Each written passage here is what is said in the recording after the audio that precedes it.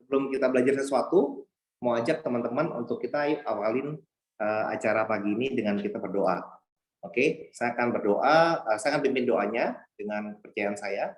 Teman-teman bisa doa, ikutin menurut percayaan teman masing-masing. Oke, berdoa dimulai. Tuhan, terima kasih karena Engkau telah mengumpulkan kami untuk mengikuti acara Grow 2 pada pagi hari ini. Tolong berkati edukator kami, Joy, sehingga beliau boleh memberikan yang terbaik buat kami. Tuhan, kami mau membuka hati dan pikiran untuk mendapatkan hal-hal yang baik. Tolong sertai acara ini supaya berjalan lancar sampai selesai. Terima kasih Tuhan. Amin. Oke teman-teman. Pagi ini kita akan ikut kelas Grow 2, yang mana kita akan kedatangan pengajar yang luar biasa banget. Beliau udah 8 tahun di Prudential, udah 6 kali MDRT dan 1 kali COT. Kalau kalian mungkin agak asing ya, MDRT itu apa? MDRT itu suatu gelar yang didapat hanya 2% dari seluruh agen asuransi di dunia yang bisa dapat gelar itu, dan COT mungkin lebih tinggi lagi teman-teman. Jadi 0,000 sekian persen dari seluruh agen di dunia yang bisa achieve gelar COT. Jadi pembicara pagi ini benar-benar luar biasa, kaliber super tinggi teman-teman, kayak gitu ya. Dan di kelas Grow 2 ini kita belajar mengenai selling teknik, yang mana selling teknik ini berbicara mengenai mungkin teman-teman ada yang bingung kan awal-awal kalau misalnya mau selling gimana, terus kalau ketemu orang yang masih muda gimana, atau orang yang baru berkeluarga gimana, atau bahkan orang yang mungkin udah mendekati masa pensiun, gimana nih caranya, ceritainnya gimana, ya kan? Dan kelas Grow 2 ini merupakan serangkaian dari kelas Grow 1, 2, 3, 4, dan 5, teman-teman. Jadi dipastikan kalau teman-teman udah di kelas Grow 2 ini, itu udah pernah ikut Grow 1. Ya teman-teman ya, nanti setelah Grow 1, Grow 2 berikut bisa ikutin Grow berikutnya. Oke, tanpa panjang lebar lagi, udah penasaran nggak teman-teman sama teknik yang akan selling teknik yang akan di share sama Joy, ya kan? Oke, tanpa panjang lebar lagi, kita sambut kedatangan Joy. Halo Joy. Halo, pagi semuanya. Iya Pagi-pagi. pagi. Udah nggak sabar banget nih, aku dengerin. Widih, oke. Gue Kan langsung setiap share Joy screen aja ya.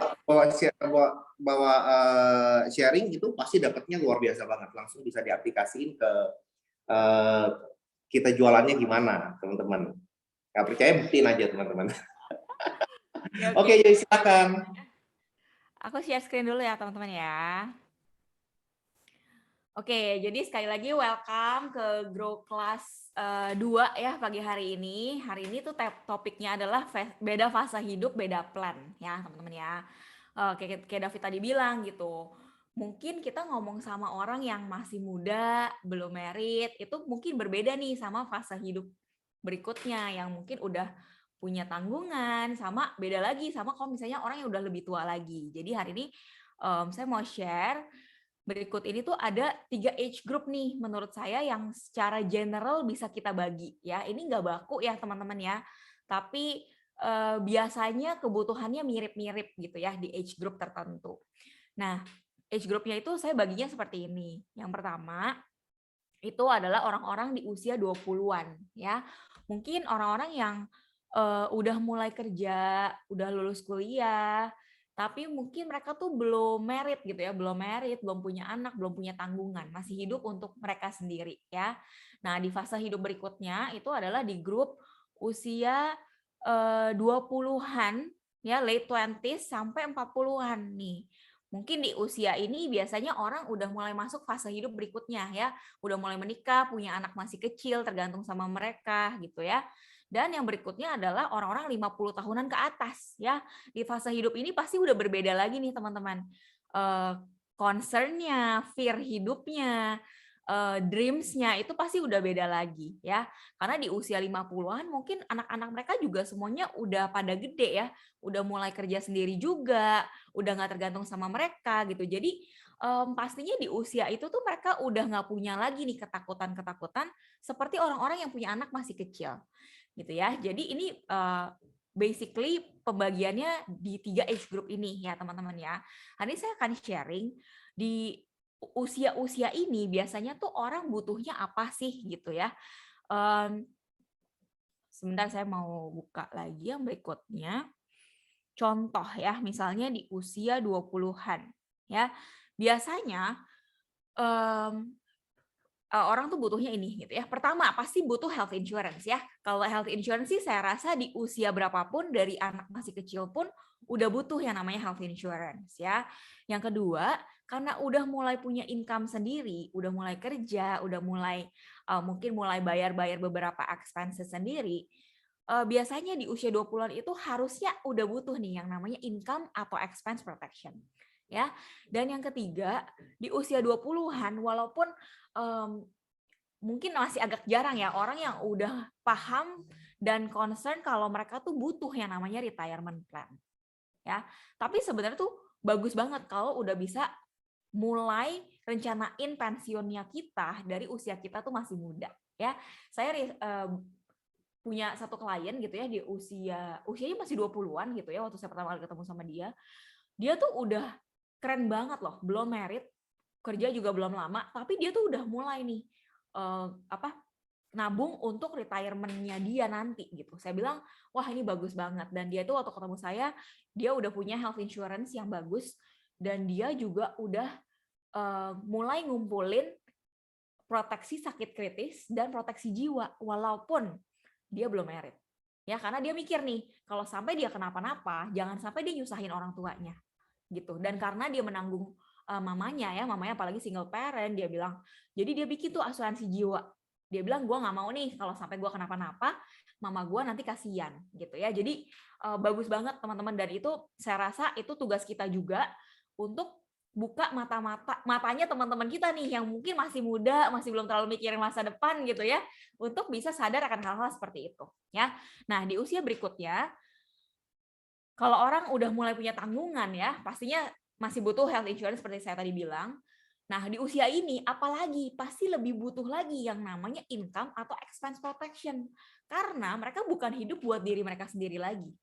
Ya, ada orang-orang nih yang tergantung sama mereka. Ya, mungkin kalau udah married udah punya istrinya, terus ada anak-anaknya gitu. Gimana nih sama mereka kalau sampai terjadi sesuatu sama income si pencari nafkah, ya. Yang berikutnya, karena punya anak masih kecil, bisa jadi mereka pasti butuh nih yang namanya education plan. Ya, mulai merencanakan nanti anak gue mau kuliah kemana sih, gue butuh biaya berapa. Nah, itu kita bisa bantu mereka. Ya, di usia ini juga sebenarnya lebih urgent lagi nih yang namanya retirement plan, karena ibaratnya apa ya, udah lebih deket nih sama usia pensiun. Ya, nah di usia berikutnya, karena udah nggak punya anak masih kecil, pastinya udah nggak butuh yang namanya education plan. Ya, karena kan anak-anaknya udah gede ya kan, tapi mungkin di usia itu udah mulai mikirin nih nanti mau ninggalin apa ya buat anak-anak gitu ya. Nah, jadi kalau kita ngomong tentang keuangan, membangun keuangan gitu ya, itu ada masanya teman-teman. Ada yang namanya masa membangun ya. Itu mungkin pas kita masih muda nih, mulai cari bisnis, mulai kerja gitu ya. Itu namanya masa kita membangun. Ya, setelah kita selesai membangun, bukan selesai lah. Pokoknya kita udah membangun wealth-nya kita gitu. Pasti kita pengen nih multiplikasi apa yang kita sudah hasilkan. Ya. Nah, di tahap berikutnya mungkin saat kita umur 50-an, kita tuh kepengen mulai mikirin uang atau kekayaan yang kita udah kumpulin, udah multiplikasi ini, gimana nih caranya kita bisa turunin ke generasi berikutnya dengan efisien gitu ya. Nah, hari ini saya mau bahas 3 age group ini ya, teman-teman ya. Semoga bisa membantu teman-teman waktu ketemu sama klien, jadi nggak bingung, gue mesti ngomong apa ya sama mereka gitu ya. Mereka nih butuhnya apa gitu kan. Nah, ini juga yang saya mau ingetin ke teman-teman gitu ya. Kalau kita professionally ada di bisnis ini dan kita juga setia gitu ya, kita tuh punya kesempatan loh untuk grow sama fase hidupnya mereka juga. Ya, Jadi mungkin waktu kita pertama kali ketemu, mereka masih muda, masih baru, yaudah deh, gue baru punya budget untuk bikin health insurance. Ya, begitu mereka merit, mereka karena kita edukasinya benar, mereka sadar, mereka butuh nih yang namanya income atau expense protection plan. Ya, dan saat mereka masuk ke fase hidupnya berikutnya, nah kita juga masih ada di sini juga untuk bantu mereka. Ya, jadi ini secara general ya teman-teman ya. Nah, hari ini saya mau cerita how to start. Ya, ngomongnya apa sih di awal gitu kan. Nah, kalau saya biasanya tuh saya selalu mulai dengan segitiga asuransi nih. Ya, saya yakin teman-teman juga mungkin banyak yang mulai dengan segitiga asuransi juga. Tapi hari ini izinkan saya share versinya saya ya, teman-teman ya. Segitiga asuransi ini biasanya saya pakai untuk orang yang sudah punya asuransi maupun yang belum punya asuransi. Jadi biasanya saya bilang ini basic knowledge-nya. Kalau kita mau punya asuransi, itu tuh dari mana sih mulainya? Gitu ya. Nah, saya share screen sebentar untuk segitiga asuransinya. Ya.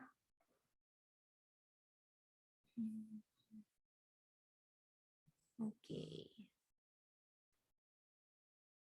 Udah muncul ya? Oke. Oke.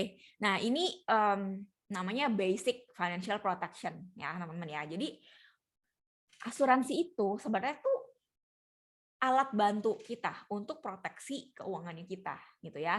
Nah, di sini ada 3 komponen keuangan yang menurut saya penting nih untuk kita proteksi, ya.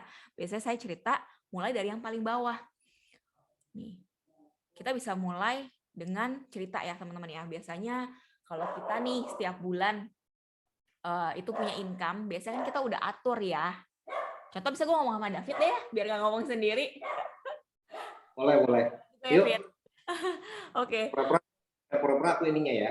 Ya, jadi gue ceritanya agak ngomong sama lu gitu ya. Fit, ceritanya nih Fit, setiap bulan kita kalau punya income, itu kan biasanya kita udah ngatur ya, kita mau bayar apa aja, kayak misalnya buat anak sekolah, berapa persen, buat keperluan rumah, berapa persen. Bener nggak sih Fit? Betul. Ya, udah punya pengaturannya gitu kan, cash flow kita. Ya. Nah, ini juga yang menurut gue tuh sangat penting ya, jangan sampai kita tuh kalau misalnya amit-amit terjadi satu resiko, yang contoh deh kayak kemarin gitu ada temen gue dicium nyamuk Fit, kena demam berdarah, masuk rumah sakit, itu habis sampai 50 juta loh. Malah coy. Lumayan ya, jangan sampai kalau kita terjadi kayak itu tuh ganggu cash flow-nya kita gitu. Iya. Jadi yang paling basic nih, paling bawah menurut gua ada yang namanya tuh cash flow protection. Gimana kalau sampai terjadi resiko seperti yang tadi gue cerita contohnya, jangan sampai ganggu nih cash flow kita yang tadinya kita udah atur mau bayar-bayar apa aja gitu. Oke. Nah, di cash flow protection ini itu tuh ada solusinya, Fit. Namanya proteksi rawat inap. Kalau ini pasti lu udah punya ya, Fit? Ya, ini gue kan udah punya, udah lama nih Joy punyanya. Udah punya ya, udah lama ya. Udah punya gitu. Nice. Nah, kalau proteksi rawat inap ini, make sure aja Fit yang lu punya itu udah sesuai tagihan dan sesuai ekspektasi. Lu punya udah sesuai tagihan belum modelnya? Oh belum tuh, yang model lama punya tuh gua. Oh model lama ya. Oke. Belum tagihan, ada limitnya gitu loh Joy. Oh iya, gue tahu sih yang masih budgetnya ya. Iya betul. Oke. Nah, kalau menurut gue ya Fit, sebaiknya proteksi rawat inap itu kita tuh punyanya yang udah sesuai tagihan dan sesuai ekspektasinya kita. Kenapa? Karena sekarang ini masuk rumah sakit itu kan nggak murah ya, makin lama makin mahal gitu. Jadi dari pengalaman gue, apalagi kayak misalnya obat-obatan gitu ya, kayak contoh kemarin teman gue ada yang Kawasaki anaknya, itu tuh ditanya mau pakai obat yang Amerika apa yang Cina gitu. Harganya beda jauh 3 kali lipat. Nah, pasti kalau misalnya kita punya asuransi yang sesuai tagihan, udah lebih tenang ya mau pilih obat apa aja lebih oke gitu. Boleh nanti review Fit, lu punya asuransi. Boleh. Nanti lu reviewin ya. Thank you. Aduh, enak banget nih kalau punya calon prospeknya kayak gini ya teman-teman ya. Oke, gue lanjut lagi ya. Biasanya tuh gue cerita ini Fit, kalau di soal sesuai ekspektasi, biasa gue pakai cerita seperti ini. Teman-teman mungkin bisa pinjam cerita saya, atau kalau punya cerita sendiri boleh cerita juga gitu ya. Jadi gue pernah punya satu temen gitu ya, gue review polisnya. Waktu itu gue cerita sama dia, kayaknya nih lu tuh harus ini deh, rubah lu punya kartu kesehatan. Karena dia punya kayak yang lu bilang tadi, Fit, masih ada budget-budgetnya. Dan gue Oh, tahu dia tuh standar hidupnya kayak apa gitu. Dia punya hmm. kelas kamar tuh cuma 1,5 juta. Gue bilang, dia mestinya lu upgrade deh punya lu ini. Karena takutnya kalau kenapa-napa, nanti lu tuh bakalan nombok banyak gitu. Sebenarnya gue nggak minta dia upgrade sama gue suruh dia balik ke agentnya. Terus dia bilang, tapi gue nggak enak nih karena yang ngurusin si asuransi gue ini tuh orangnya mertuanya dia. Jadi dia nggak enak, dia bilang nanti ketahuan dong kalau gue review polis gue sama orang lain, dia bilang gitu. Jadi akhirnya dia nggak upgrade, dan singkat cerita dia tuh jatuh di rumah, jatuh di tangga gitu loh. Dia naik tangga kayak kepelintir ankle-nya, dan akhirnya patahnya tuh patah 4 di ankle. Dia tuh habis hampir 400 juta buat operasi dan lain-lain gitu ya. Pas kejadian itu dia telepon gue, dia bilang, wah gila nih Prudential, dia bilang gue masih cuma dibayar 80 juta, bill gue segini, bla bla bla bla, ngoceh gitu. Terus gue tanya, emangnya gimana kejadiannya? Gue tanya dong. Terus gue tanya juga, lu masuk kelas kamar berapa? Lu tau gak sih dia masuk kelas kamar 5 juta per malam. Waduh.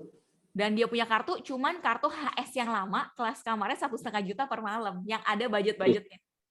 Jadi udah pasti nomboknya banyak banget. Buruan deh, reviewin aja, buruan. Kalau Oke, siap, Fit.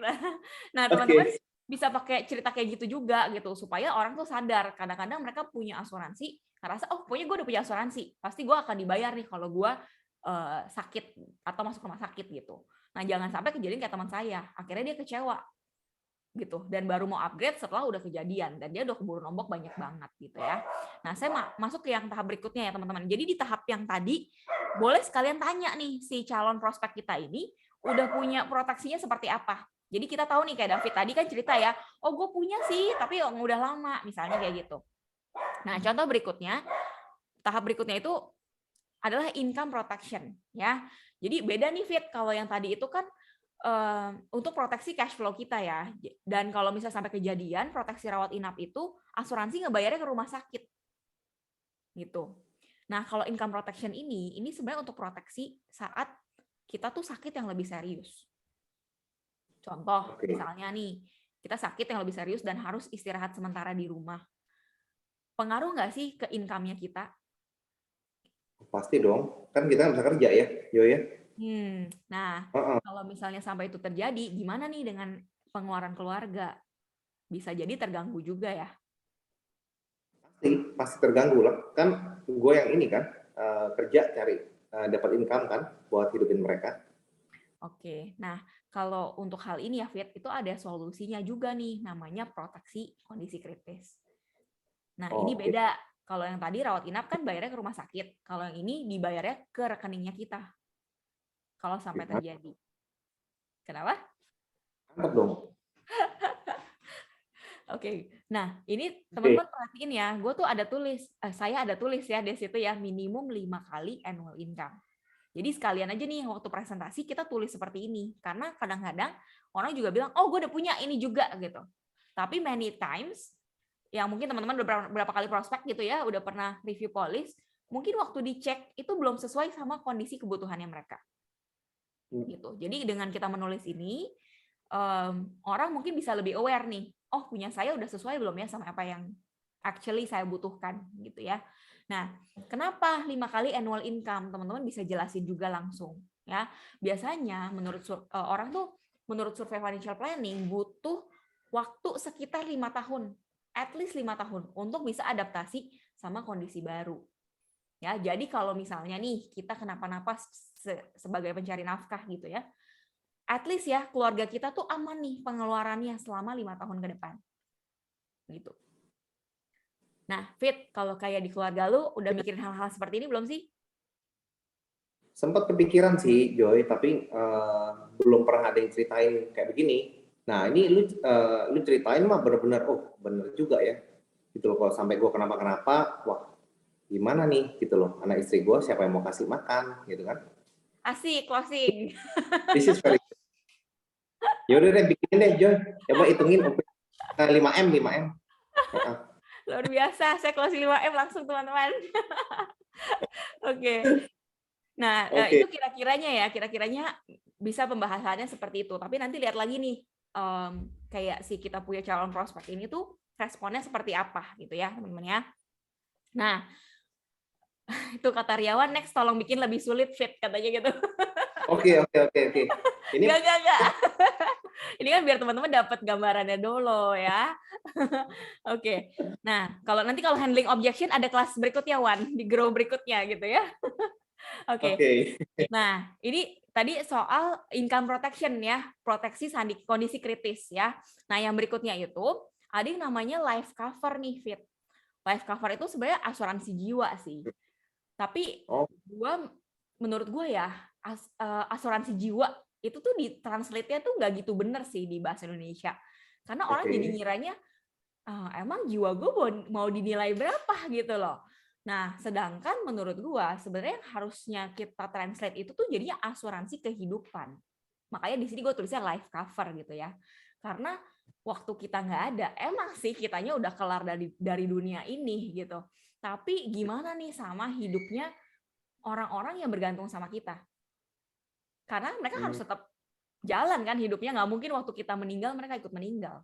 Benar nggak? iya. Nah, Setuju. jadi untuk yang hal ini ada yang namanya solusi proteksi life atau nilai kehidupan. Ini nilainya pasti beda-beda setiap orang karena yang kita cover, apa yang beban yang kita tanggung itu kan juga beda-beda setiap keluarga. Iya. Benar nggak sih? Nah, ini cerita segitiga asuransinya saya nih teman-teman. Setelah kita cerita ini, kita bisa tanya, kita bisa cek sama dia ya. Waktu tadi sambil cerita satu-satu kan kita bisa tahu dong kondisinya mereka gimana. Kayak contoh, tadi David misalnya, oh ternyata dia udah punya nih asuransi kesehatan, tapi masih yang model lama, masih ada budget-budgetnya. Berarti kita bisa cerita tentang PPH atau PSS. Ya, teman-teman ready aja tabel manfaat tuh mungkin ready aja nih ada di tabnya kalian atau mungkin kalau yang nyamannya pakai flyer di MRT itu ada gitu yang ada udah di print gitu ya. Nah, kalau yang income protection tadi kita bisa juga tahu nih, kayak tadi kan saya cek kan sama David, kayak di keluarga lu pernah mikirin nggak hal-hal seperti ini? Contohnya bisa tanya seperti itu. Ya, jadi kita tahu dia tuh udah nyiapin belum sih emergency fund, keluarga dia tuh udah aware belum sih sama keperluan kita untuk memproteksi pengeluaran atau income-nya keluarga gitu. Ya bisa sambil dicek, bisa juga kita tanya gitu, kalau menurut lu dari 3 hal ini yang mana sih yang paling penting buat keluarga lu saat ini? Bisa tanya kayak gitu ya. Nah saya lanjut dulu ya, Fit dan teman-teman. Jadi closing ya. Closing, yeay, langsung nggak pakai presentasi. Oke, nah gua share balik ke yang tadi. Gimana ya? Oke. Nah, jadi dari segitiga asuransi yang tadi, teman-teman kan bisa lihat kebutuhannya kan, masuknya baru presentasi kemana. Nah, ini ada beberapa cara nih teman-teman. Mungkin kalau kita ceritain income atau expense protection sama anak muda yang belum punya tanggungan, sama orang yang udah menikah, bisa jadi caranya berbeda. Bener nggak, Fit? Karena kan maksudnya concernnya beda ya. Maksudnya kalau yang udah married mungkin udah mulai mikirin anak gitu ya. Nah, jadi saya mulai cerita dari yang pertama ya. Dari usia 20 tahunan. David jadi ceritanya jadi 20 tahunan lagi ya, Fit. Oh, oke. Tidak lagi. Kondisikan dirimu masih muda ya. Masih muda, Joy. Masih muda ya. Oke deh. Persentase umur saya.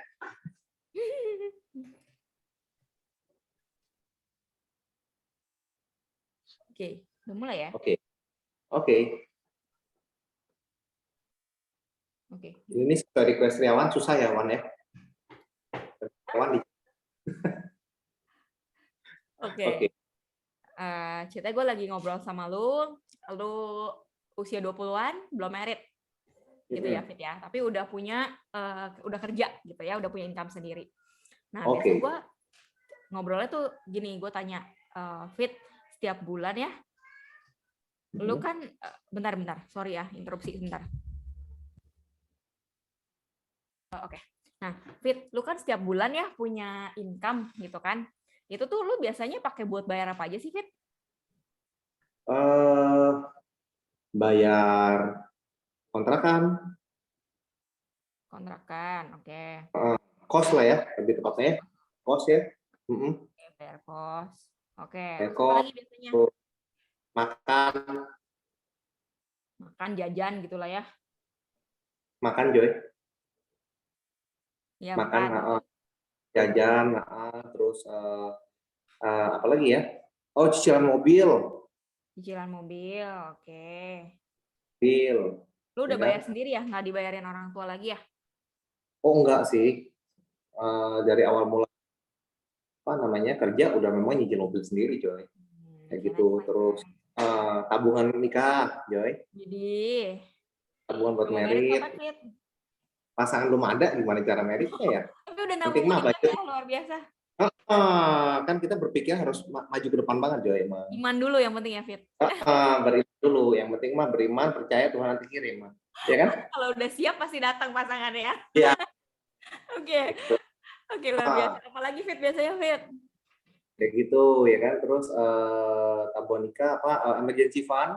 Emergency fund, oke. Nah, Biasanya kalau lu tiba-tiba nabunginnya dalam bentuk apa, Fit?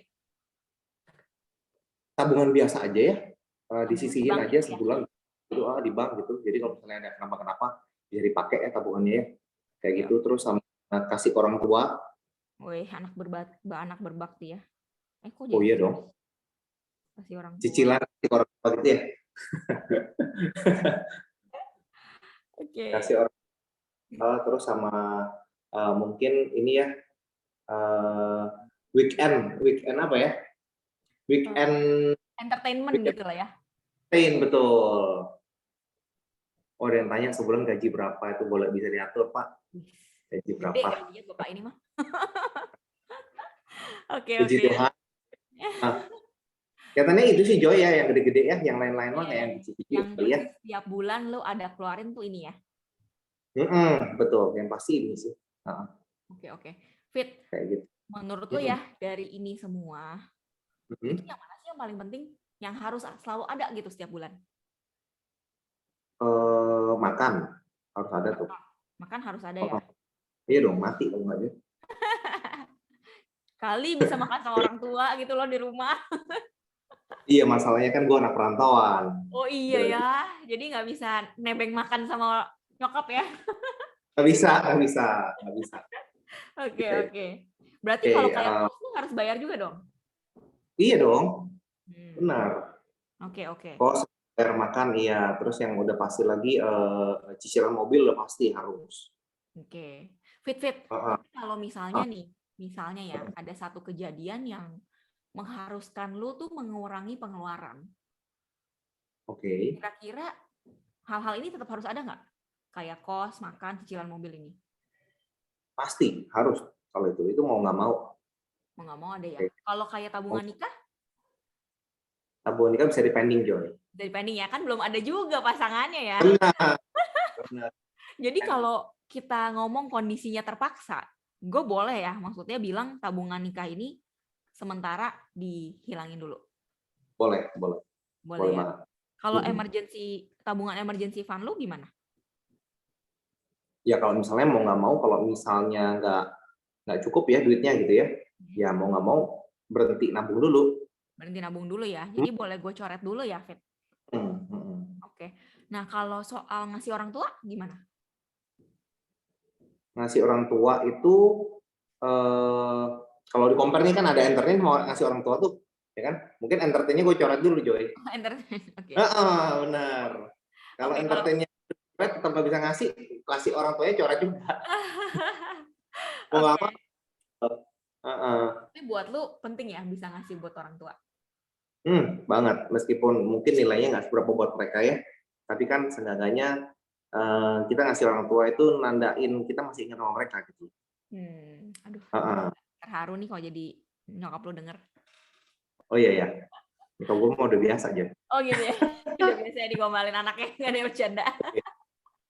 Oke, next Fit. Fit, tapi ya lu setuju nggak sih, gue nggak tahu nih ya, lu setuju apa nggak nih sama gue? Kalau menurut gue ya, dari semua hal yang tadi kita ngomong harus selalu ada. Kayak misalnya ngasih orang tua, makan, jajan, cicilan mobil.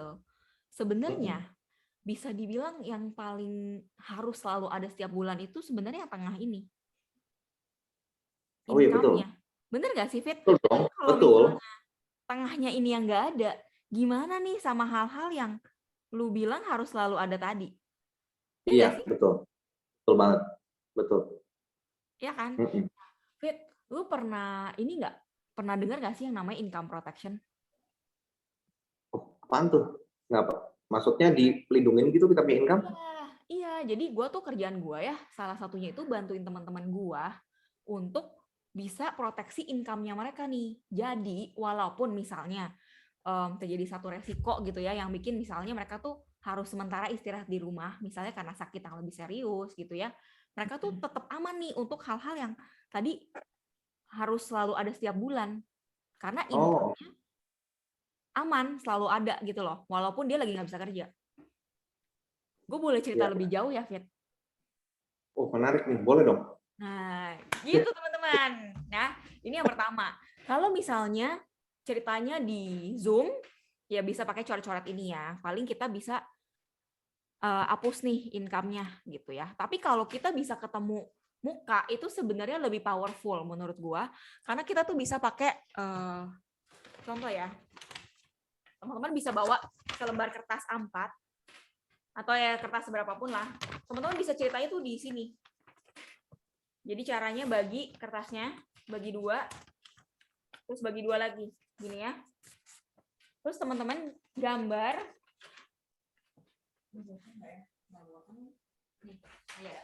jadi kita gambar lingkarannya tuh di tengah-tengah, kayak gini, gua kasih contoh ya.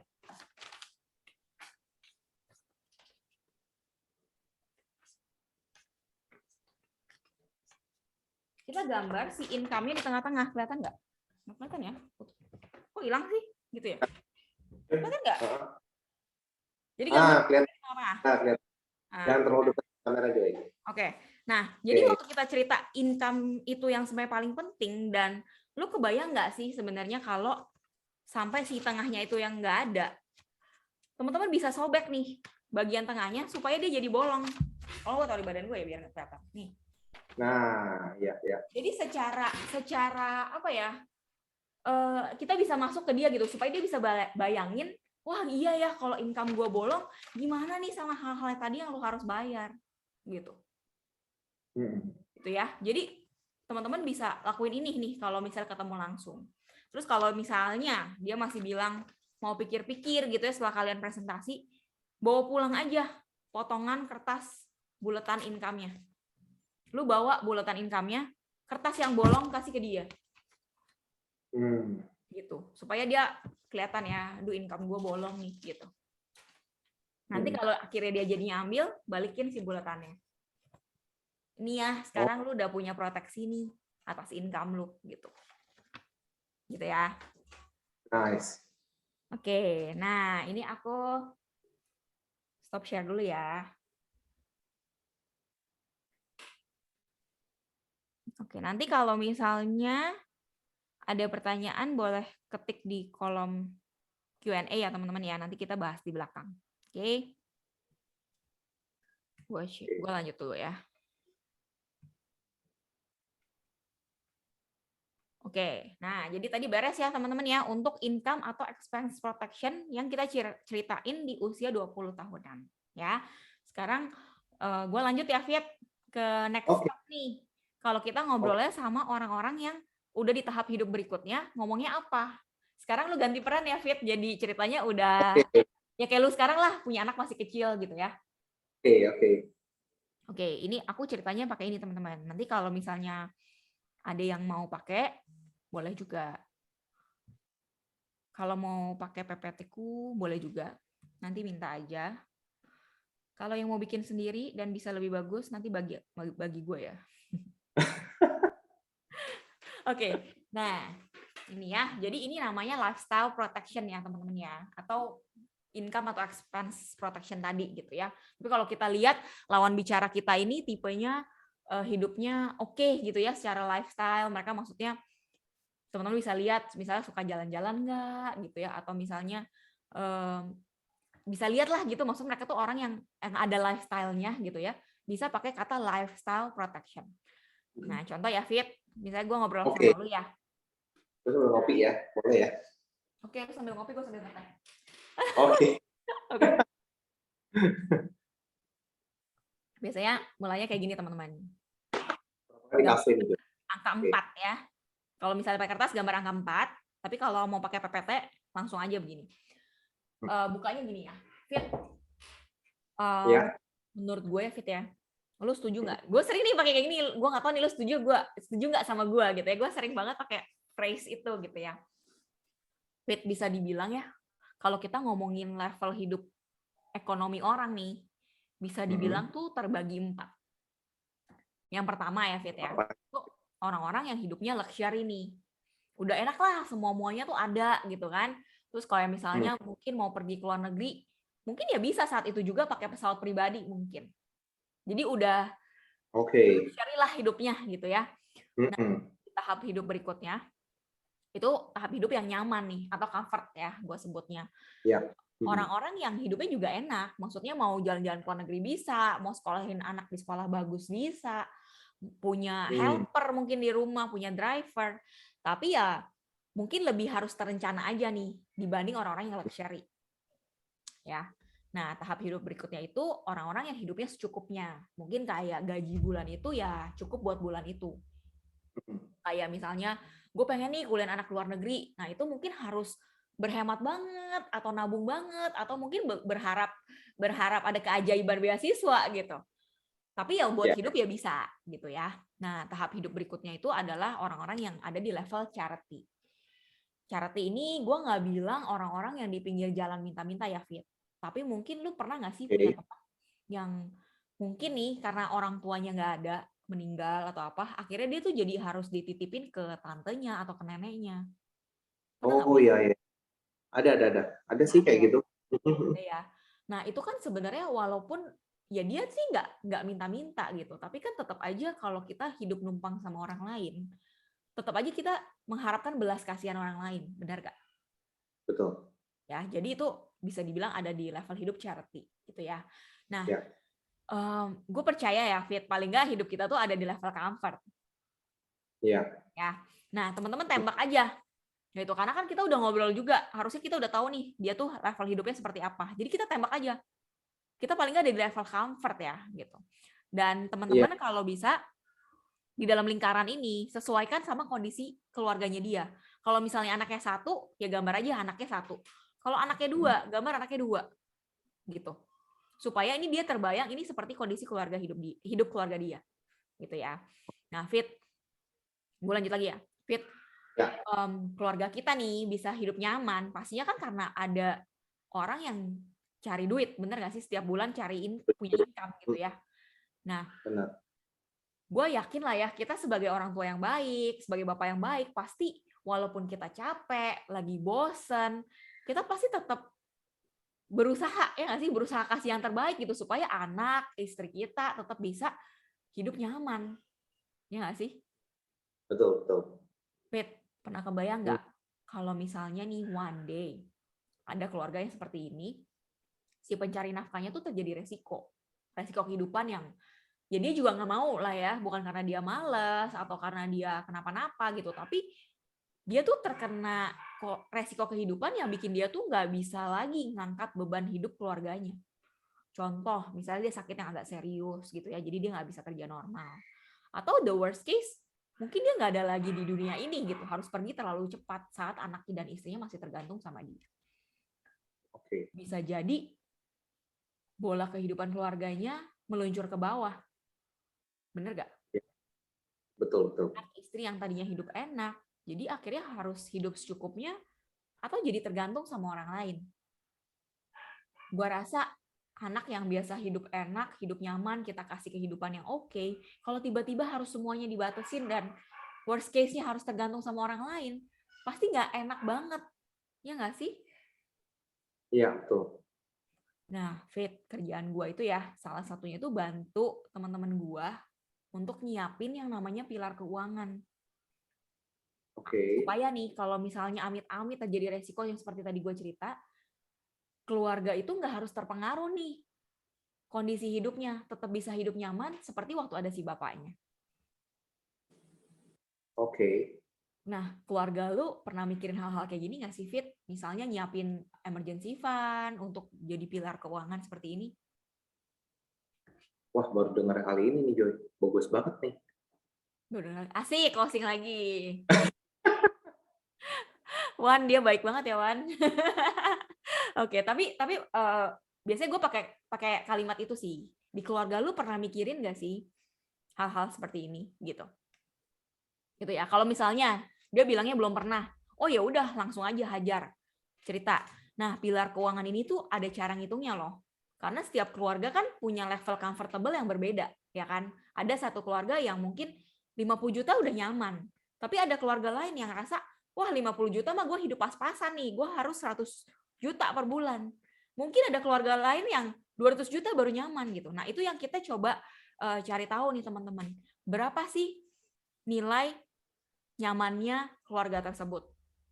Karena itu mempengaruhi nilai dari pilar keuangannya dia, gitu.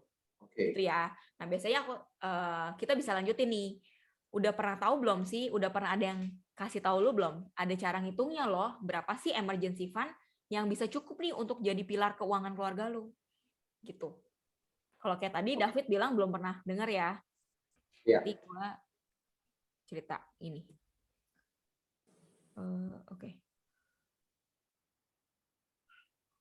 Nah, ada dua cara nih teman-teman cara ngitungnya gitu ya. Ada yang namanya dana abadi.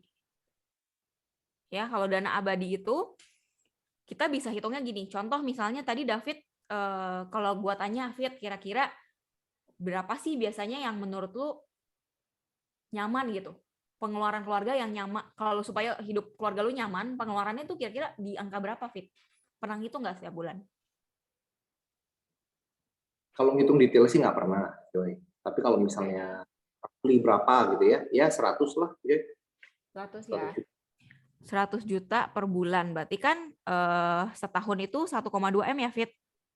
Betul, betul. Nah, oke. Nah, teman-teman, jadi pengeluaran tahunannya ya, jadi per bulan bisa dia bilang berapa? Kalian kaliin aja. Kaliin setahun. Ya. Habis itu bagi bunga deposito. Jadi ini tergantung nih teman-teman, karena kan ya kalau dulu ya kita bisa bagi 5-6%, tapi kan sekarang kondisinya teman-teman tahu ya bunga deposito juga rendah banget gitu kan. Nah, ini nanti teman-teman boleh cari tahu bunga deposito kira-kira berapa sih saat teman-teman presentasi gitu ya. Nah, ini bagi bunga deposito aja gitu. Oke. Aku pakai contoh aja dulu kali ya, biar nggak bingung ya. Ya, 3% gitu, Joy. Jadi gede banget nih. Sekitar 3% kan sekarang. Dibagi 3%, berarti 40 M. Wow. Nah, jadi nih, ibaratnya teman-teman, kalau misalnya orang yang punya pengeluaran segini, sebaiknya, idealnya nih, mereka tuh punya emergency fund sebesar 40 miliar. Supaya kalau misalnya terjadi sesuatu sama si pencari nafkah, ya 40 M-nya ini tuh bisa turun ke istrinya. Dan istrinya bisa taruh di deposito dengan bunga 3%, berarti Bulannya 100 juta. M kali 3% gitu ya. Dia akan dapat bunga 1,2 M per tahun. Jadi walaupun gak ada si bapak, pengeluaran keluarganya ini aman. Gitu. Gitu ya. Tapi sering kali nih waktu kita presentasi ini kan orang kaget juga, wah gede banget gitu, preminya berapa gitu kan.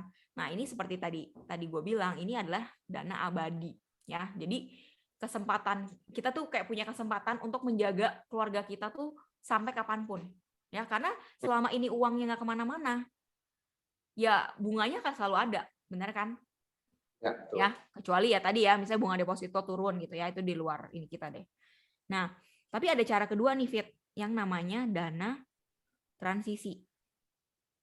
Oke. Jadi dana transisi ini kita tuh ibaratnya melindungi pengeluaran keluarga kita at least berapa tahun? Misalnya 5 tahun ya, seperti tadi gue cerita, menurut survei financial planning, orang tuh butuh at least 5 tahun nih untuk adaptasi sama kondisi baru.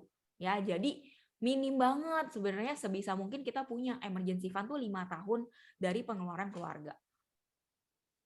Lebih Oke. bagus lagi kalau bisa 10 tahun. Ya. Oke. Atau dari hitung usia anak kita paling kecil sampai usia dia kelar sekolah tuh berapa? Sampai dia Oke. bisa cari kerja gitu.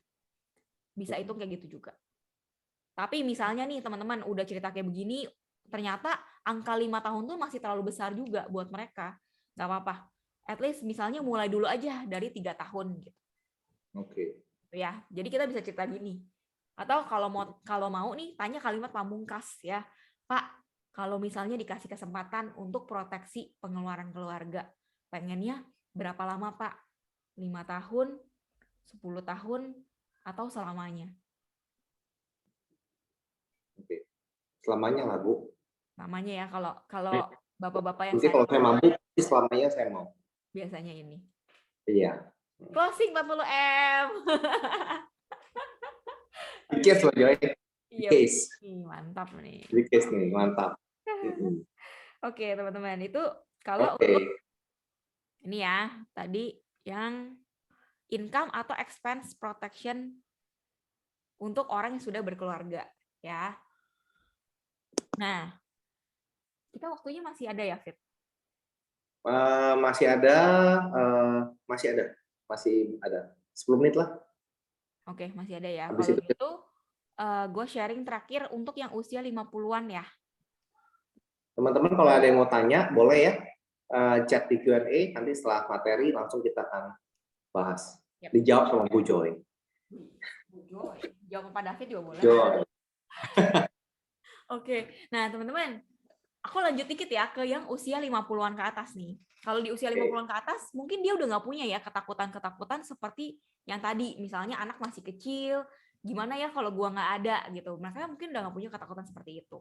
Jadi kita bisa masuk dari health insurance ya, supaya mereka di masa tua mereka itu mereka punya proteksi rumah sakit yang sesuai, dan kalau kenapa-napa nggak ngerepotin anak gitu ya. Atau yang kedua, bisa masuk dari estate planning. Ya, estate planning tuh seperti ini contohnya, ya. Oke. Nih, misalnya, sekarang lu jadi bapak-bapak ya, Fit. Oke. Siap. Oke. Nah, Pak David, Oke. kita Ya, ya Bu. Pak, kalau kerja atau bisnis gitu ya, biasanya kan kita buat cari uang ya, Pak. Betul. Kalau kita udah cari uang nih, udah pakai buat pengeluaran keluarga, udah semuanya udah oke gitu. Biasanya kalau kayak Pak David, sisa uangnya itu tuh dialokasiin buat apa sih, Pak? Ada ke deposito, terus ada ke properti, investment. Oke, berarti Kayak gitu. untuk bisa dibilang untuk bangun aset ya, Pak? Betul. Betul ya. Pak, kalau kayak Bapak ya, bangun aset nih selama ini ya, beli properti, ngumpulin uang, itu tuh ujung-ujungnya nanti mau dikemanain sih, Pak?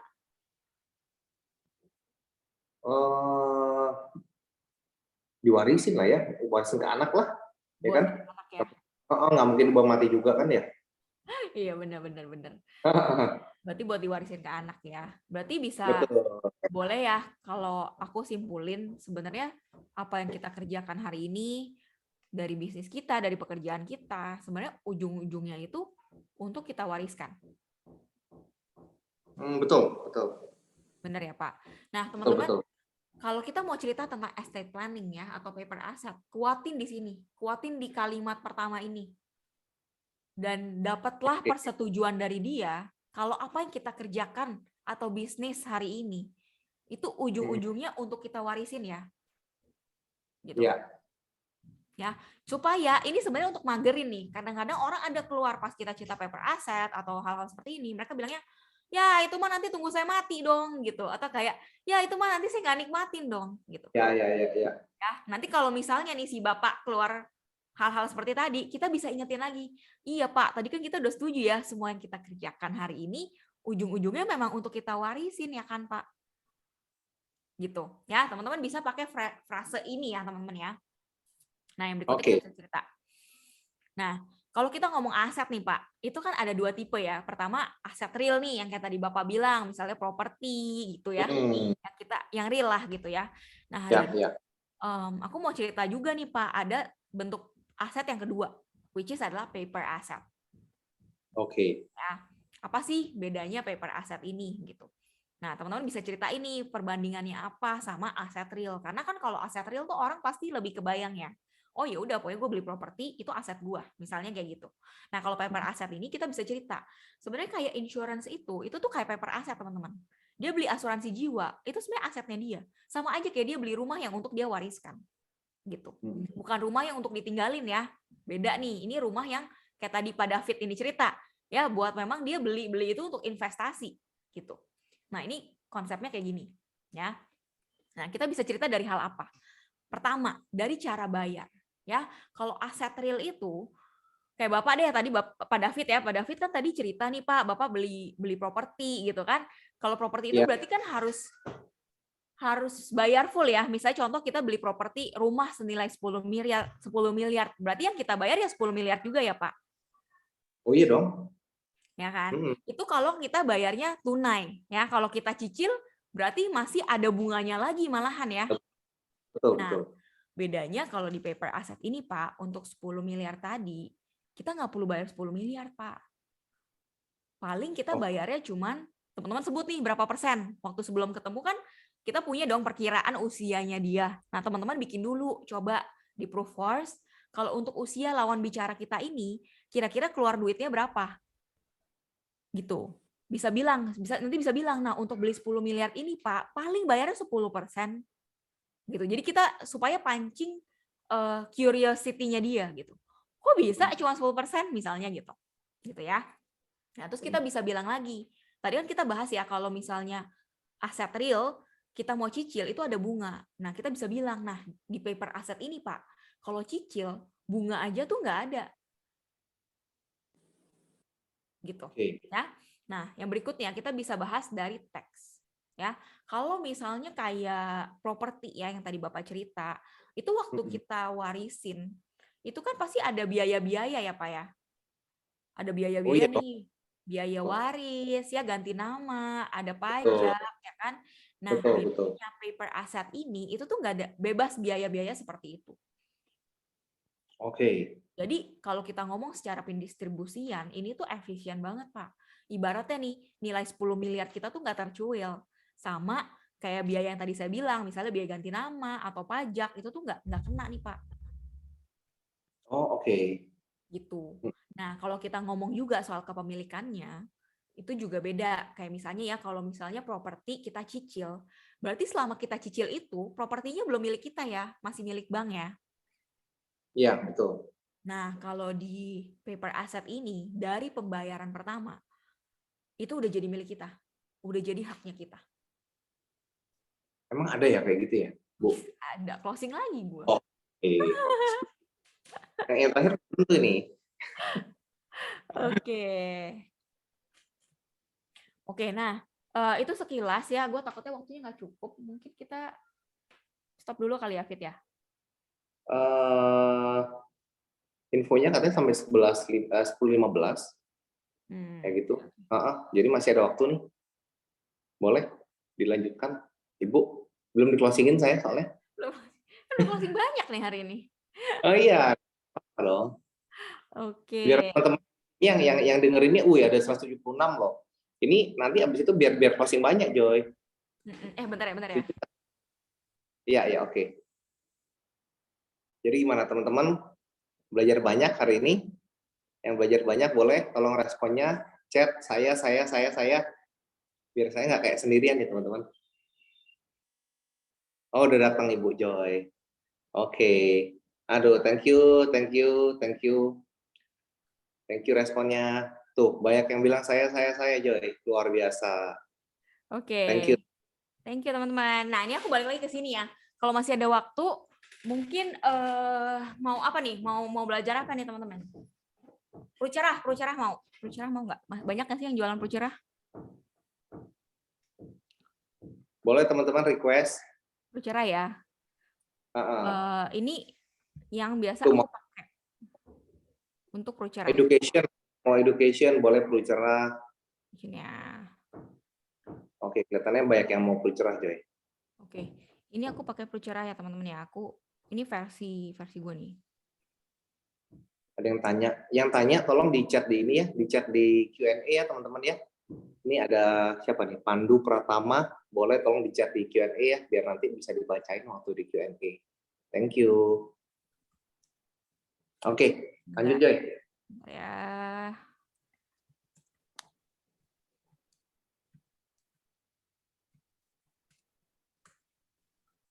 Oke. Nih, Pucerah ya. Udah keluar ya. Closing lagi nih. Closing lagi. Contoh nih. Gue ganti namanya jadi Leon. Waduh, langsung closing Joy. Closing beneran. Langsung deh. Oke, ceritanya Leon umur 4 ya, Fit. Ceritanya Leon tuh nama anak saya, teman-teman. Oke. Leon umur 5 tahun, Joy.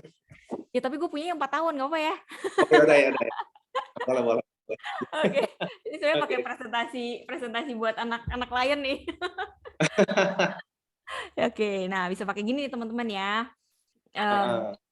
Jadi kita bisa ngomong kan, biasanya kita udah tahu ya usia anaknya berapa, udah fact finding dulu.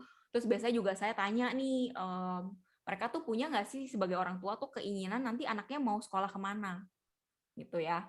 Jadi biasanya aku cerita juga nih, kayak iya nih gue pernah punya satu teman, mami sekolahannya anak gue gitu ya. Dia cerita dia dari anaknya belum keluar, masih hamil, dia tuh udah buka asuransi pendidikan.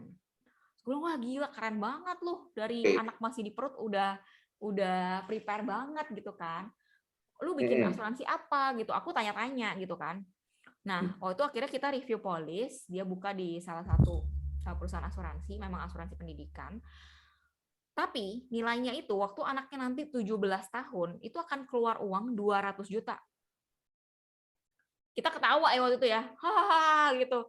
Lu 200 juta mau kuliah kemana gitu, karena si orang ini dia tuh waktu masuk SD aja dia masuk ke salah satu international school yang uang pangkalnya 100 juta. Jadi dia baru kayak buset ya, gitu. Dia bilang 200 juta nanti mau kuliah kemana nih gitu. Karena dia untuk masuk SD aja dia udah pilih sekolah yang 100 juta nih masuknya gitu. Jadi akhirnya kayaknya banyak ya. Aku rasa banyak gitu. Aku berapa kali ketemu orang tuh kayak gini gitu. Mereka merasa gue udah punya asuransi pendidikan. Nanti anak gue udah aman nih biaya kuliahnya gitu. Tapi mereka tuh nggak hitung dengan benar. Sebenarnya nanti anaknya 17 tahun itu butuh berapa duit dan mereka mau kemana gitu ya. Nah jadi teman-teman kalau ngobrol boleh cari tahu juga mereka tuh pengen kuliah kemana. Contoh ya, Fit, lu pernah mikir nggak sih nanti anak lu kalau misalnya kuliah pengen kemana? Oh, kepikiran dong. Udah gue pikirin mau kemana aja. Wih, mau kemana, Fit? Ke US, Joy. Ke US, wow. Ke US, tapi gitu. Sorry interupsi. Ini yang gue siapin bukan US ya, jadi nggak segede itu. Apa deh? Anyway, misalnya dia ngomong ke US gitu ya, teman-teman bisa tanya lagi. Udah sempet cari-cari Fit, pikir-pikir gitu, pengen kuliahnya nanti kemana di US-nya? Ada sih beberapa Joy, beberapa pilihan ya, kayak gitu. Oke, soalnya adik-adik lu juga pada kuliah di sana sih ya? Iya betul, betul. Jadi teman-teman cari connection kayak gitu aja, gitu, cari tahu pengen kuliah kemana, terus tanya juga, Fit, berarti lu ada bayangan dong, misalnya kuliah ke sana nanti berapa duit? Ada dong, udah ada bayangan kan, soalnya kan memang adik-adik ada 2 orang, memang dari sana kan, gitu. Maksudnya kuliahnya. Kuliahnya apa gitu kan, sama paling ini ya, maksudnya mungkin yang harus kita perhitungkan juga kalau pengen kuliahin anak nanti itu ada faktor inflasi ya, Fit? Ya betul. Pasti harga pendidikan pasti naik ya. Nggak mungkin, maksudnya biaya sekarang sama umur dia nanti kuliah, benar nggak? Betul. Oke. Nah, jadi dari situ ya teman-teman ya. Gue apa share screen aja ya? Ya intinya kalau presentasi education mungkin teman-teman bisa kali ya. Gue ceritain yang Prucera dulu ya, takutnya nanti nggak keburu ya. Nah kalau udah habis ngomong-ngomong kayak gitu dan dia udah aware, emang penting gitu ya education. Oke. Gimana ya? Mau langsung Prucera atau mau education dulu ya? Presentasinya dulu ya? Lumayan banyak tanya nih. Keburu nggak? Boleh nggak? Kalau presentasinya dulu. Boleh. Presentasi terakhir ya? Terakhir ya, presentasi dulu deh ya. Baru Presentasi terakhir ya. Oke. konsepnya aja kali ya, Joy. Konsepnya aja, perucurahnya nggak usah ya. Konsepnya aja lah, Joy. Takutnya nggak keburu nih. Oke. Konsepnya biasanya gue cerita gini, contoh ya. Iya. Start now. Oke, muncul ya. Ya. Oh ya, tadi kayak misalnya gue ngomong, tadi kan kita ngomong Leon usia berapa, 5 tahun ya, Fit? 5 tahun, betul. Oke, biasanya kita bisa cerita gini, Fit, kan si Ya. Leon nih ya, usia 5 tahun sekarang. Lu pernah mikir nggak sih nanti pengen kira-kira kuliahin dia kemana gitu? Tadi David ada bilang mau ke US ya, Fit? US. Oke ya. Nah, teman-teman bisa tanya kayak gitu kan. Fit, pernah ngitung nggak nanti kira-kira butuh berapa duit sih pas dia di umur kuliah, kira-kira berarti 18 tahunan itu? Iya, betul. Sekitar 7,5 M ya. 7,5 M ya nanti lu butuhnya ya, Fit ya? 7,5 Karena M. ada inflasi ya, kalau sekarang sih nggak nyampe. Betul. Ya. Sekarang mah sekitar 4-an lah, 4 M-an lah. Lumayan sih, soalnya 13 tahun ya rentang waktunya ya. Iya, betul. Buat kita nyiapin, nabung-nabung gitu kan. Iya. Tapi 13 tahun itu kan waktu yang panjang ya. Iya, kayak, betul. Maksudnya dalam waktu yang panjang itu tuh, setuju nggak sih lu kalau dalam 13 tahun itu tuh kita nggak pernah tahu apa yang bisa terjadi gitu. Kayak maksudnya ya berapa tahun lalu aja 2018, 2019 tuh kita nggak kebayang kan. Kayak hari ini tuh bakal ada kayak COVID, kita kayak kemarin sempat dikurung di rumah gitu dan sempat kayak mendunia banget gitu. Ya nggak sih? Benar. Banyak hal yang nggak benar. Kayak nggak pasti gitu kan. Apalagi 13 tahun gitu, waktu yang sangat panjang. Betul. Ya nggak? Wait, Ya. pernah mikir nggak kalau misalnya nih kita lagi nabung-nabung belum selesai gitu ya, belum selesai nabung, terus terjadi satu resiko gitu. Gimana sama mimpi pengen kuliahin anak ke US, Fit? Pernah mikirin kayak gitu nggak sih? Sempat pikirin, tapi memang nggak dipikirin yang segimana sih, Joy. Karena memang kan masih lama ya. Tapi ya setelah lu ngomong kayak gini baru nih. Setelah gue mikir banget ya, wah gawat. Iya ya, gimana ya, gitu kan. Karena kita kalau ngomong resiko ya, kalau kita ngomong resiko nih, bisa dibilang tuh ada beberapa lah ya resiko ya. Pertama, misalnya kita kehilangan uang atau barang gitu ya. Terus yang kedua, kehilangan bisnis atau pekerjaan. Tapi kalau misalnya kita kehilangan uang atau barang, selama kita masih punya pekerjaan, kita bisa cari lagi. Ya nggak sih? Iya, betul. Ya. Dan kalau bisnis atau pekerjaan, misalnya amit-amit nih kita bangkrut atau misalnya kita dipecat gitu ya, selama kita masih punya skill, kita masih bisa bikin bisnis lagi atau cari kerja lagi. Bener nggak? Setuju.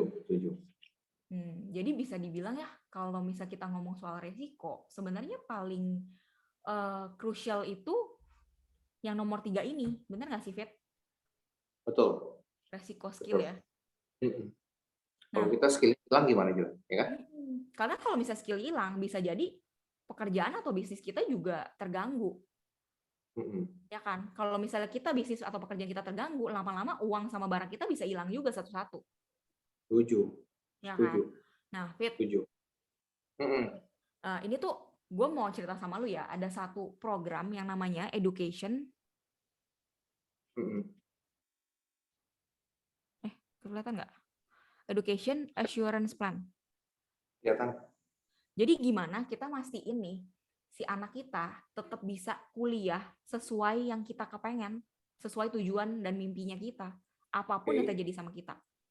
Walaupun kita lagi sehat gitu ya, fit, bisa nabung sepanjang 13 tahun ini mempersiapkan, ataupun misalnya amit-amit di tengah jalan kita kenapa-napa, uangnya nih akan tetap terjamin. Boleh ya gue cerita ya, Fit? Boleh. Nah, abis itu cerita pulcerah, teman-teman. Closing lagi. Mantap. Closing lagi, luar biasa. Oke. Teman-temannya habis closing rata-rata 4 case nih seminggu. Oke, gue stop share dulu ya. Oke, masih ada waktu buat gue perucerahnya? Kelihatannya mungkin kita ke Q&A kali, Joy. Q&A ya, ya udah, oke. Ya, nanti mungkin yang perlu cerah dibahas di lain kesempatan teman-teman, atau mungkin bisa tanya ke leader masing-masing, atau kalau enggak mau tanya ke Bu Joy juga dipersilahkan teman-teman. Sedap. Kayak gitu. Oke, langsung kita ke ini ya, Joy, Q&A ya. Oke, ada 7 Q&A. Wah, laris manis kita hari ini. Oke, pertama dari Fonda Simbolon. Oke, tadi kalau agent awal bukannya Pak David, beda gimana ya? Gimana, Ci? Nah, itu boleh diperjelas ya, maksudnya gimana ya nih tadi kalau agent awal bukannya Pak David? Ini boleh tolong di-chat lagi, lebih diperjelas maksudnya gimana ya pertanyaannya ya. Oke, coba kita next lagi ke Renaldo. Tapi kalau properti nilai saya bisa berkembang. Rugi saya kalau asuransi anak saya bisa dapat lebih banyak. Oke, Joy, maksudnya ini kalau misalnya invest di properti akan lebih berkembang nih nilainya, Joy. Kayak gitu, dibanding invest di asuransi. Nah, ini boleh dijawab dulu. Masih mute, Joy, kelihatannya. Oke, jadi HO Oh, ya ini ya, tapi nggak apa-apa. ya. Oke, kalau kita ngomong soal nilai properti bisa berkembang, setuju Pak, setuju properti pasti bisa berkembang ya kalau kita beli di tempat yang tepat. Ya, maksudnya Oke. teman-teman sadar nggak? Maksudnya properti itu juga nggak semuanya itu untung loh. Kalau kita belinya di tempat yang tepat, di waktu yang tepat, memang pasti bisa untung. Tapi kalau misalnya Kayak kita gue. kalau belinya salah, Pan. ya udah bisa jadi salah gitu loh. Nah, Ya, ya. jadi kita bisa bilang gini, properti itu memang benar. Saya setuju Pak, kalau properti itu emang ada kesempatan bisa berkembang ya nilainya gitu. Pasti over time ya pasti untung dari nilai yang kita beli gitu.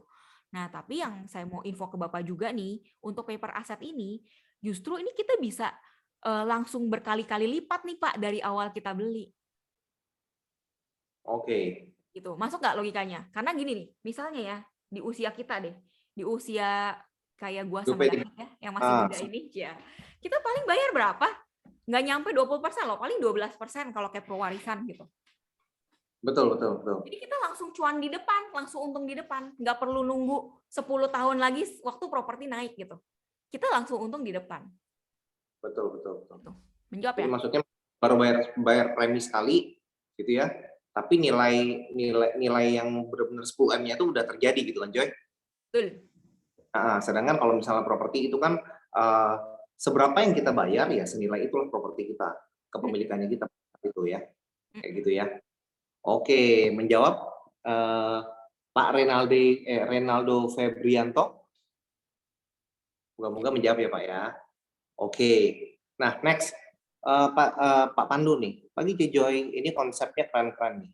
C dulu kalau nggak salah ada konsep asuransi bisa sebagai objek pengurangan pajak. Bisa di-share-kah C itu seperti apa konsepnya? Nah, bagaimana nih Bu Joy? Maksudnya ini yang di corporate bukan ya?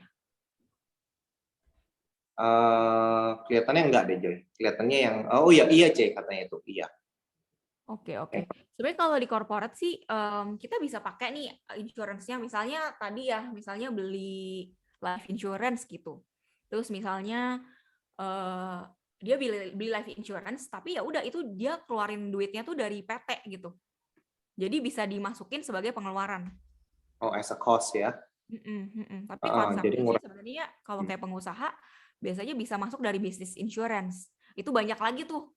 Mungkin nanti ikut kelasnya aja kali. Mungkin usul buat Mantap. panitia grow ini ada bikin bisnis insurance itu bisa macam-macam. Bisa ada key person insurance, ada loan protection gitu. Konsepnya bisa macam-macam. Yes. Gitu. Oke. Terjawab ya? Oh, terjawab. Oke, C. Ya, Itu banget. Oke, sekarang ke Ibu Kusuma. C, dari ketiga konsep ini sangat-sangat bagus dan kita harus belajar kuasain. Berapa lama biasanya kita harus pakai dan fasih dalam menerangkan sehingga calon nasabah mengerti penjelasan kita. Karena kadang saya grogi memberikan materi financial planning seperti ini. Thank you. Oh, maksudnya ini latihannya kudu berapa lama nih Joy baru apa ya lancar lah presentasinya gitu. Kalau berapa lamanya sih menurut aku tergantung dari berapa sering kita pakai gitu ya. Karena di awal-awal aku juga sama, pasti suka grogi kalau pas mau mulai, ngomongnya apa gitu, abis ini apa itu pasti kayak gitu. Tapi semakin kita sering, pasti akan semakin lancar gitu. Jadi kalau menurut aku sarannya ya sering-sering lah gitu ya, latihan sendiri di rumah, latihan sama mungkin sama leader atau sama tim. Terus sering-sering juga langsung praktek langsung ke nasabah gitu. Supaya dapat nih respon-respon benerannya gitu. Oke, Gitu. sip. Karena makin sering pasti makin cepat gitu ya. Oke, next. Ini kita kejar waktu nih. Ya kan? Kayak Timekeeper-nya udah nongol, nyalain kamera nih. ibu udah nongol. Oke, oke. TTP, setelah menghitung dana abadi, bagaimana cara menghitung dana transisi? Oke, dana transisi, Joy. Itu yang tadi aku masih save sih ininya. Bentar. Dana transisi itu yang ini tadi. Dana transisi itu yang dikali 5 tahun atau 10 tahun ya, Joy? Betul. Jadi income atau pengeluaran bulanan itu bisa dikali 5 atau dikali 10 tahun, tergantung ini teman-teman, tergantung dia pilih yang mana, tergantung kemampuan membayarnya seberapa kayak gitu teman-teman. Begitu ya, Joy ya? Nah, ini yang dibawa teman-teman. Oke. Next ya. Oke, dengan Sherlyn. Ci, gimana nekatin kalau proteksi income buat sakit kritis? Gimana nekanin kalau proteksi income buat sakit kritis beda sama proteksi cash flow yang sakit biasa? Soalnya baik yang mikir udah ada kartu hospital tidak perlu sakit kritis bla bla bla bla bla bla bla. Oke, intinya ya ngebedanya gimana nih, Joy? Oke. Jadi pertama kita bisa bilang ya, maksudnya kalau kayak asuransi kesehatan tadi itu kan dibayar ke rumah sakit, ya kan? Itu mungkin kayak waktu kita sakit lah di rumah sakit tuh, jadi selama kita punya asuransinya udah sesuai tagihan sama sesuai ekspektasi kita, ya kita nggak perlu worry. Karena kita ibaratnya nggak perlu bayar apa-apa lagi, ya kan? Nah, tapi apa yang terjadi nih? Kamu bisa tanya, apa yang terjadi nih kalau misalnya kita sakit yang lebih serius dan harus sementara istirahat di rumah? Pengaruh nggak sih sama income lo? Gitu. Itu kuncinya ya, kalimat kuncinya. Pengaruh nggak sama income lo kalau harus istirahat sementara di rumah? Gitu. Jadi kalau misalnya kartu kesehatan atau PPH gitu, itu gunanya untuk bayar bill-nya, teman-teman. Bayar bill sakitnya nih, biaya berobat di rumah sakitnya gitu. Tapi kalau misalnya yang critical illness, ya kan, itu gunanya untuk mengcover kita dari akibat kita kena penyakit kritis, teman-teman. Betul. Kayak gitu ya. Betul ya Bu Joy ya? Betul. Makanya close dari saya Bu. Oke. Next, dua lagi ya. Oke. Tadi yang dari bentar. Pas bikin janji langsung kasih tahu produk atau ketemu aja. Oke, ini gue bantu jawab gimana Joy? Boleh. Langsung produk aja atau janji ketemu bilang jualan asuransi. Jadi tergantung teman-teman, tergantung kedekatannya ke calon nasabah. Kalau misalnya udah dekat banget ya boleh langsung mau ngomongin asuransi, tapi kalau emang masih belum terlalu kenal sama calon nasabahnya, boleh pendekatan dulu teman-teman. Cari tahu mengenai nasabahnya gimana, ya kan, bangun hubungan dulu kayak gitu. Karena memang kan bisnis asuransi ini bisnis trust teman-teman. Ya kan? Kayak gitu. Itu untuk yang anonimus ya. Itu oke. Nah, yang tadi itu Fondasi Bolon, tadi kan Pak David di prospek sudah punya polis versi lama dan setelah di prospek setuju untuk join. Oke, permasalahannya bagaimana kalau agennya berbeda? Oh, maksudnya agen yang di polis yang lama kali ini, gitu ya? Maksudnya gini, Joy, polis gua nih nggak di maksudnya kalau agennya beda, kalau misalnya gua ambil di agen beda kali ya, polis gua bukan di lu gitu loh, Joy. Oke, sebenarnya nggak apa-apa sih kalau aku. Jadi waktu kan kita emang mau edukasi dia kan, dan kita kan pengen dia pasti punya proteksi yang benar gitu. Jadi aku biasanya bilang dia nggak apa-apa sih, maksudnya lu upgrade aja gitu ke agent lama lu, yang penting lu punya produk ini udah sesuai sama kondisi sekarang gitu. Kecuali agennya udah nggak ada ya, kalau agennya udah nggak ada ya udah, maksudnya kalau mau sama kita boleh gitu. Tapi kalau memang agennya masih ada, refer aja dia balik ke agennya untuk upgrade si kesehatannya. Tapi kan kayak kondisi kritisnya, asuransi jiwanya bisa ambil sama kita gitu. Oke, sip. Nah, terakhir nih ada minta mau share screen asset planning lagi. Katanya yang tadi Joy. Masih ada nggak mau di foto katanya? Ada. Bentar ya. Yang ini ya. Bentar. Ini ya. Itu ya. 1, 2, 3. Oke. Udah, Pak Irwan. Kalau udah di screenshot tolong respon. Udah gue tutup. Hitung ya Pak. Maaf. 1, 2, 3. Udah tuh, thanks katanya. Udah. Molor banget. Oke. Teman-teman gimana? Dapat banyak? Luar biasa banget ya. Wow. Siapa yang dapat banyak? Boleh tulis wow. Siapa yang wow. Keren banget ya. Gua udah wow. Itu luar biasa banget. Oke. Jadi Joy, keren banget. Sama-sama teman-teman. Semoga kepake ya. Yes. Thank you Cijoy, thank you Ko David. Teman-teman udah pasti nggak sabar buat mau lari prospek ya teman-teman ya. Kayak gitu ya. Kita doakan supaya apa yang 20. Iya, betul Bu. Oke. Jadi katanya nggak bisa 1-2 poin yang diringkas ya, semuanya bagus soalnya ya teman-teman ya. Kayak gitu Mas, semuanya bagus, bingung mau meringkas yang mana gitu ya. Jadi luar biasa banget lah. Ya banyak yang didapetin ya hari ini ya teman-teman ya. Thank you banget ke Joy ya kan, sangat bisa dipakai buat nanti ke depannya kayak gimana ke depan prospeknya nih. Oke, setelah kelas ini teman-teman jangan lupa untuk ikut kelas Great Saturday yang mana boleh dilihatin dulu apa kelas Great Saturday, Mas Oman. Oke. Nah, ini dia kelas Great Saturday gitu ya. Entrepreneur Why Pro. Jadi kan banyak orang nih tanya nih kenapa sih kok harus di Prudential ya, kenapa kok harus bisnis asuransi, kenapa kok nggak jadi entrepreneur lain-lain aja gitu ya.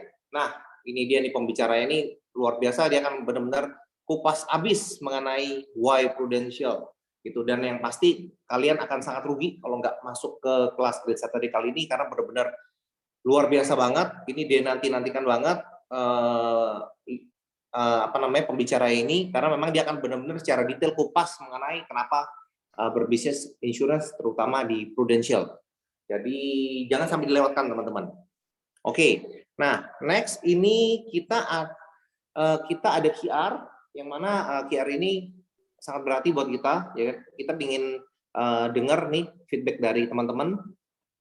Kira-kira kelas ini kurangnya apa atau bagusnya di mana gitu ya. Supaya apa nanti kita ke depannya bisa lebih memfasilitasi teman-teman dalam kelas grow yang lain. Jadi minta tolong bantuannya untuk dikasih masukannya ya teman-teman ya. Kayak gitu. Terus apalagi ya? Bentar, lihat contekan teman-teman. Oke, udah selesai. Oke teman-teman, tadi kita awali dengan berdoa. Sekarang kita akan akhiri dengan doa juga.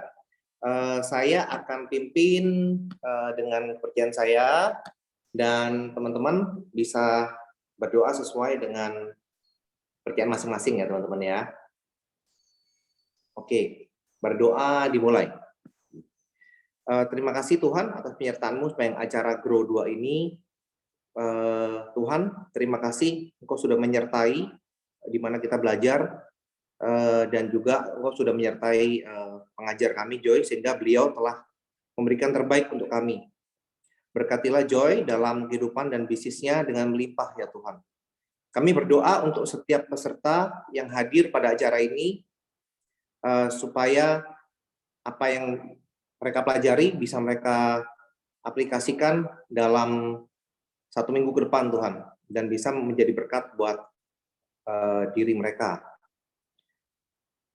Berkatilah hal-hal baik yang sudah kami dapat dan mampukan kami untuk melakukannya setiap hari Tuhan. Terima kasih Tuhan. Amin. Oke teman-teman. Mau ingetin lagi jangan lupa QR-nya di-scan dan kita tunggu feedback dari kalian dan jangan lupa nanti kelas Great Saturday benar-benar down ya teman-teman. Thank you. Thank you. God bless. Thank you. Thank you teman-teman.